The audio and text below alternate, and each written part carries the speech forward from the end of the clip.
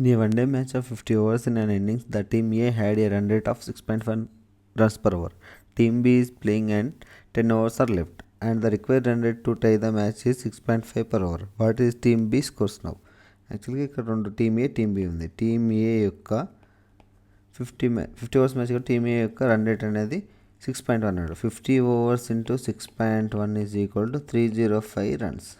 అంటే ఏ యొక్క టీమ్ చేసిన స్కోర్ ఎంత? 50 ఓవర్స్లో 305 రన్స్.